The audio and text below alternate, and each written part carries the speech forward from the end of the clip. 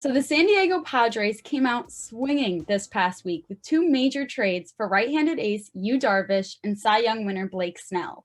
These are really big moves in an offseason where many other teams are tentative, either because of the current economics of the game or the uncertainty over the upcoming season.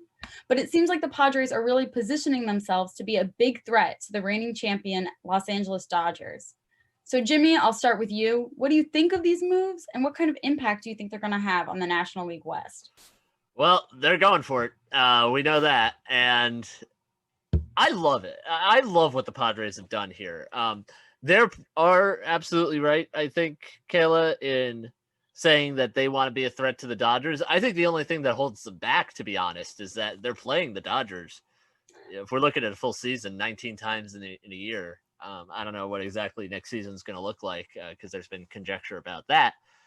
But you have to love it. I mean, you get Blake Snell, who's a Cy Young Award winner, who we saw pitching great in the World Series until he wasn't. And then you've got Yu Darvish, who finished second in the Cy Young voting. Granted, a 60-game season, but still a really good pitcher. And this is, I think, how you're supposed to behave when you are close to being a real title contender, right? They've got a great lineup. Manny Machado, Fernando Tatis Jr. You could go on and on. They can hit. They just got Ha-Seong Kim as well from the KBO. But when you are close to what you think you can be, which is a championship contender, and you think a move or two will get you over the top, you go do it. And they had huge capital on the farm, and they went and used it and brought in two of the best pitchers in the game in so doing. So hats off to the Padres. I think it's a great move. Great couple of moves, I should say. If I was to pick right now, I would probably still take the Dodgers because I think they're a bit better. But still, I would be pulling for the Padres if they played each other because I love what they did.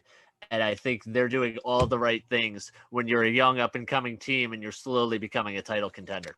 Yeah, I completely agree with that because I think you have to commend the Padres for what they did because in a market that's been so slow, they come out here and just one morning it seems like they woke up and said, we're going for it. And that's exactly what they did. And I think you have to respect that. But I'm complete with Jimmy. The problem is you're going to be in the shadow of the Dodgers the entire time because, look, I mean, they've been in the wild card last year. They won that game, got knocked out by the Dodgers. But there's going to have to come a point where you have to win this division in order to really make a run at the World Series. And I don't know if this is enough to catapult them to that, if this is good enough to pass the Dodgers, but you have to compete with them. I mean, the Dodgers have a big window here. They just loaded up last season with obviously Mookie Betts, and they've got a lot of young guys that I think they're going to be around for a long time. So that window's not really closing anytime soon. So I think if you're the Padres, you have to say, we got to do what we got to do. We have to bolster our rotation. We need to get those guys in. Manny Machado is obviously the prime example of that. So we can really start at least competing because you can't just sit back and let the Dodgers take this division and take the NL crown every year. You have to fight, and I think that's absolutely what the Padres are doing, and you have to commend them for that. Yeah, I agree. I think there's a lot to be said still because the Dodgers haven't really started any of their trading yet. You still don't know what they're doing about Justin Turner and the likes. So I think that I would be optimistic if I was a Padres fan. I think things are looking up for them for sure. I'm not sure that I'm ready to say that they're going to be the best yet. I think the Dodgers still have a lot to offer and a lot still that they're deciding on that could really make their roster. But I also think this is interesting. I mean, most other teams are not really making any moves right now. Like it's a fairly unaggressive market currently. And so I really like this like tenacity by the Padres to come out here and say, hey, we're taking two big pitchers and we're going to take them to our team. I mean, granted, they traded a lot from their farm to get them, but I don't know. I think it's going to end up being worth it. And I really like the spunk about it. Yeah, and if I could bring us to the negative side here, I hate what this says about baseball right now because you've got a team in the Rays who is literally 2 games away from winning a championship. And they're trading off Blake Snell. They traded Jose Alvarado to the Phillies the other day in a big 3-team deal. They may trade Kevin Kiermaier. They could trade other pieces as well. We don't know what's going to wind up happening with them. But they, as much as I hate to say it, probably a one-off of them going to the World Series this year just because of the way they operate that franchise. Cubs, it's a different situation. The Cubs make me probably even more angry because you have an owner in Tom Ricketts who is a multi-billionaire who, as much as he will try, I don't think can really cry poverty here. And you won the World Series in 2016. You competed for a championship the year after. And then things have obviously gone on a downward trajectory ever since. But here you are, obviously in a pandemic. Everybody's wallet is tighter. I get that. But Theo Epstein stepped down, basically said this was coming. Theo Epstein was the smartest guy in the room, and then he left it. And then the Cubs ship Yu Darvish to San Diego. They get some prospects back, sure. But what we see in other sports is that teams that feel like they're good, feel like they're a piece or two away, they go for it. And what we're seeing in baseball is teams that are decent to good, feel like they're a piece or two away, they sell. And that's where we're at in baseball right now. And I just hate what it says about baseball that these are great players. Like Blake Snell is one of the best pitchers in the league. Yu Darvish was one of the best pitchers in the league last year. Whether he can sustain that level of performance, who knows? But it just annoys me that it takes a team like the Padres, who have an owner who's willing to take advantage of other teams' inactivity, a general manager who was a rock star and literally does not have any risk aversion, it seems, to expose the fact that there are most of the other teams who are just willing to punt, if you will, and cry poor because we're in a pandemic and they played 60 games and they played 30 home games last year and there were no fans. That really bothers me. And that was really my first reaction when I saw both of those moves.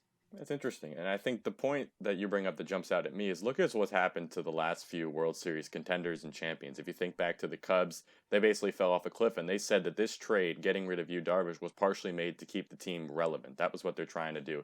And for a team that just won the World Series to say that, I mean, there's your reaction. It's mind-boggling. And you even think about your Mets. They were in the World Series a few years ago, collapsed. The Royals won the World Series, collapsed. The Red Sox, they fell apart for other reasons, but I mean, look at all these teams that win the World Series one year or are right on the doorstep, and the next year they're barely even scratching the playoffs. So I think it's an interesting question about baseball in general. When you have such long contracts, such big money that you're dealing with, and you're asking to invest in these players for year after year after year, yet the shelf life of these teams in terms of being competitive is so short. And I think that's part of why you're seeing a lot of these guys on competitive teams just wanting to leave, because you get that window and then you're kind of done.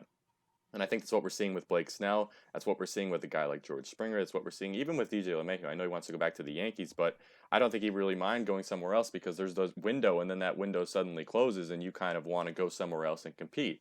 So I think it's kind of an interesting narrative about baseball that when you have these top teams, I think that's an interesting point, Jimmy, that are either competing in the World Series or winning the World Series that can't really last more than a year. I think one of the only exceptions to that is the Dodgers, which happens to be the team that the Padres are going to be going up against. Yeah, and if I could just say one more thing before maybe we move on here, I can't entirely blame the teams here. Some of this is also on Major League Baseball. Oh, sure. Because let's be real, and you touched on it, Kayla, there's a ton of uncertainty about the upcoming season. We don't know how many games there's going to be. DH in the National League, we don't know how that's going to go.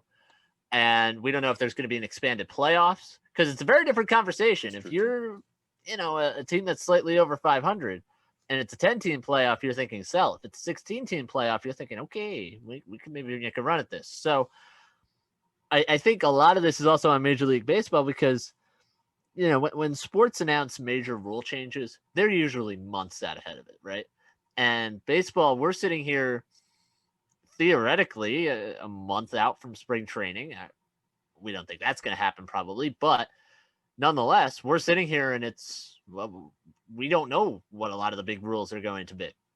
So I think that's also created an environment where teams are not going to go out and spend a ton of money, A, because of the issues with the pandemic, but B, because they don't know exactly how to deploy some of the guys in their roster. Like, look at the Mets. I mean, Dominic Smith is a guy who would be a great DH if they have the DH. If not, does his value drop? Yeah, it does. So I think this is also partially on the sport for creating an environment where nobody actually knows really what's going on for next season, and I think that's problematic.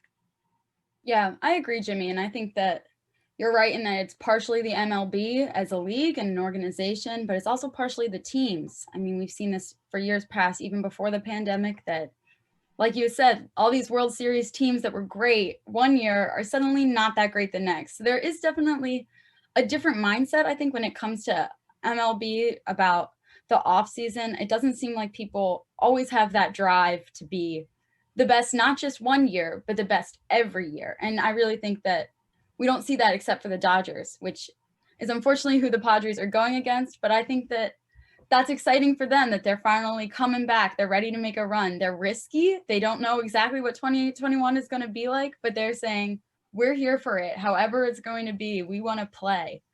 So I really do like their mindset, and I think that it is an exciting time to be a Padres fan.